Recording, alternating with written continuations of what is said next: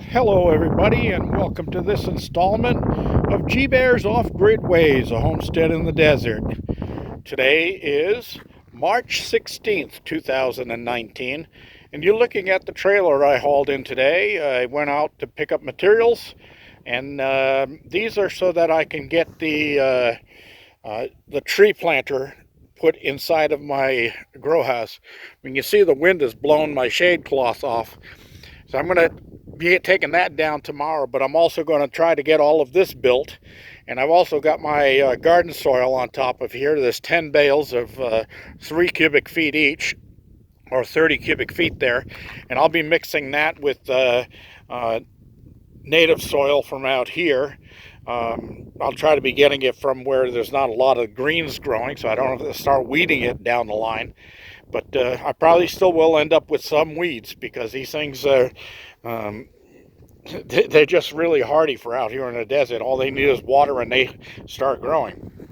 Anyway, everything you see on this trailer only cost me a little over $150.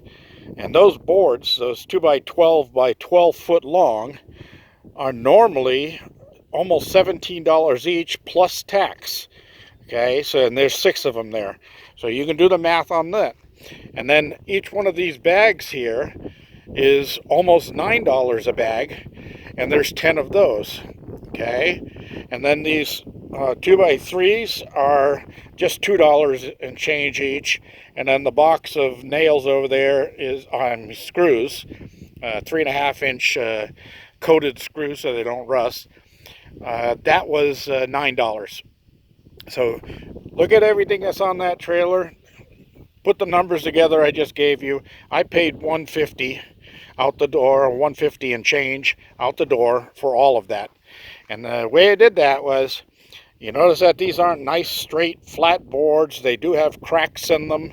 That top one there looks like it's a returned unit. It's got a big crack in it over there and a big knot. What I did was I went in there and I looked at the pile that was there, and I said, you know what?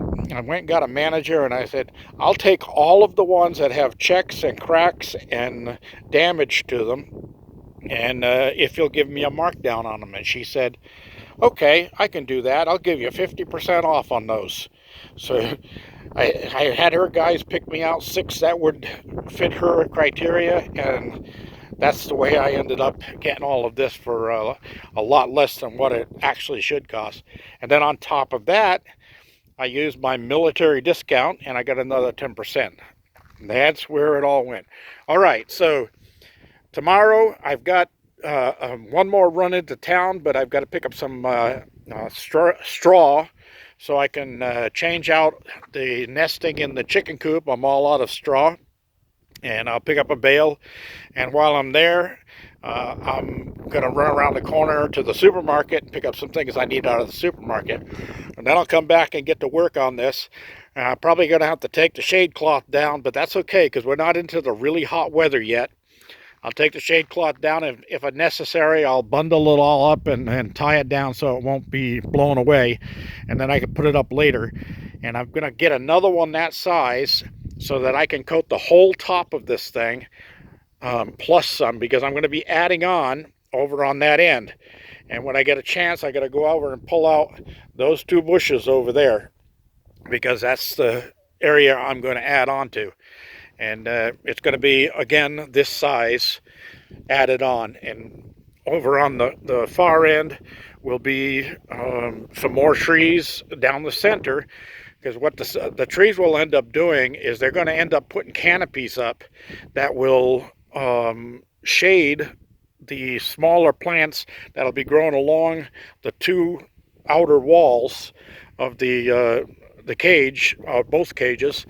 And the 2 outer walls will be for vegetables, and the trees down the center, the canopies that grow out of those, should give me enough shade to protect them from the hot sun. All right, that's my plan down the line. So now we're going to move up the line to the next thing. And the girls are out free ranging today. They're all back in and fed and had their snacks and everything, because they look like they want to come out again, because the spring is in the air. Although they did say that we got more rain and snow coming. Most of the snow on the mountains back there is already melted, but we'll see by Tuesday if how much of it's going to be gone. All right, inside of here, this is what's going on here. Okay, you see I've got my old 150 amp meter in there, and let me zoom in. You can see the numbers changing on it. There's not enough wind to create any electricity, so there's no watt input and no amp input, but you can see the maximums that were put out from the other winds that we had for the past week. Now, the reason I switched over that one was because the Thermodyne one, the 220 amp one I got, was not working. Well, it was allowing the electricity to go through, but the readings on it were frozen. The screen was frozen, and I couldn't tell what was going on there. So I contacted the seller, and they gave me a lot of grief. And it's been back and forth with emails for probably 4 or 5 different emails.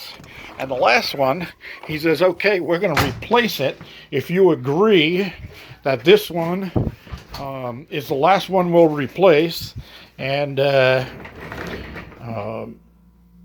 know, we're going to say that it's your equipment that damaged this thing. Now, that one that's out there, that cheap Chinese one, that's this one right here. Okay, now that's been in there since the old turbine, and it's been working fine all through the old turbine in the conditions in that room. They tried to tell me that the conditions in that room were either too cold or whatever, and that's why the new one wouldn't hold up. Now, this is the new one. It's a Thermodyne. These guys have got a good reputation. I don't understand why this one freezes up, but it does. And I tried it. I have to disconnect it from the unit and then reboot it and start all over again. And I tried it 4 times, and 4 times the display froze up on it. So I said in an email that I wanted them to send me a shipping label, and I'll be glad to return the defective one, if they send me another one. Well, now they want me to send them this one and agree that this will be the last time that they'll replace it and all that. Well, I'm not going to agree to that, because I've got a warranty, and I paid for this thing, and I paid for shipping, and I shouldn't have to pay to ship it back, but I will, because I'm going to do something here. I think they want me to send this back, and they're just going to put this in another box and send it back to me again, and then say, no, you already agreed. You can't get another one now. You damaged the second one, that's it. You're not getting another one. So here's what we're going to do. If you look right here on the screen, you can see a little mark there, okay? Now, I didn't do that. That's something that's inside of the screen, and there's a little dot right there also. Let me see if I can get that centered there. Yeah, there's a little dot right there, and then a little streak right there, right under the first part of the N. Okay, so we see that. Okay, then here on this is the input side, and this is the output side. Okay, so on the output side, on the black wire, the negative wire, you can see that while it's sitting right here in this position, there's it says 200 degrees Celsius right there. And I measured from the edge of the insulation to the first letter, or the first number, the number 2, and it's exactly 3/16 of an inch. But just to make sure, what I'm going to do is I'm going to take my knife here, and right there below the 2, you can see where I'm putting the knife. Let me see if I can get that rotated a little bit. I'm going to have to go up a little higher so that I can do this.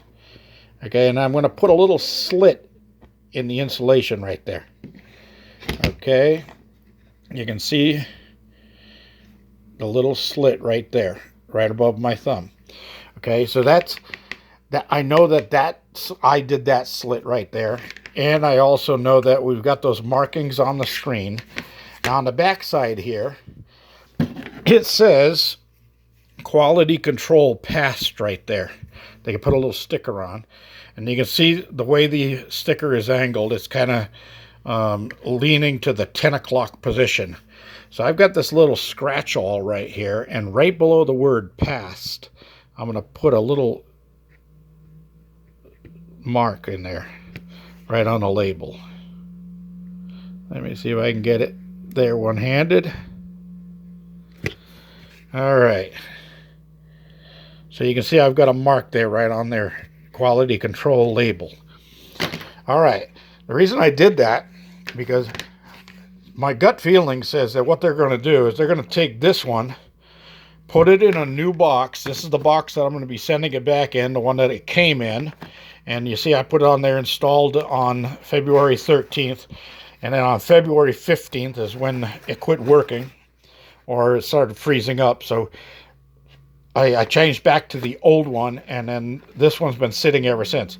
So that's since I've been conversing with them back and forth, and finally I'm going to send this to them, okay? And I am going to send it at my expense. And then what I'm trying to do is check to see if these guys are reliable and honest. If they send me a brand new one, then I will post that and I'll let you know. If they send this same one back again, trust me, I'm going to post that and everybody's going to know. And then I'm going to give you their name and address as to who sold this to me, so that you know whether you want to buy from them if you see them online. Okay, now these are apparently the same guys I bought the PMA or the turbine from.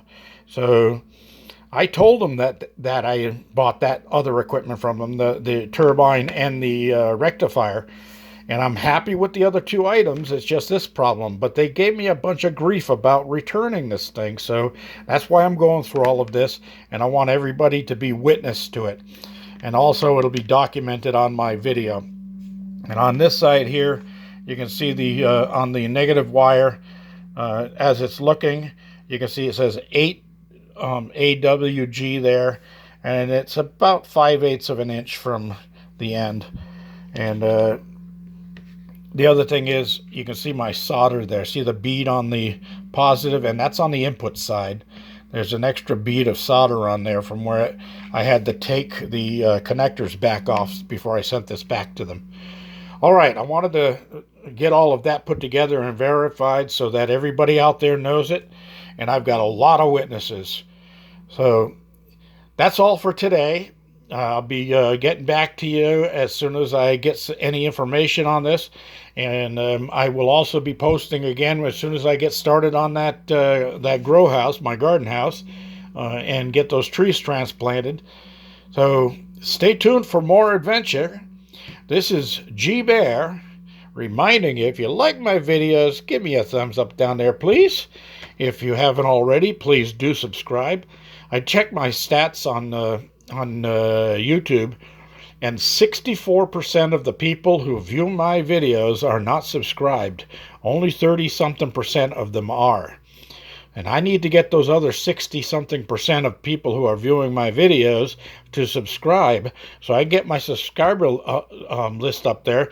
And then I'm going to start getting some sponsors. And when sponsors send me items, they're going to go on giveaways. And my patrons will, and my subscribers will be the ones that'll be benefiting from that, because I'm going to be giving those things away to the people who are subscribed to me. All right. That's down the line. Let's get the subscriber count up a little bit so we can do that stuff. This is GBear signing off.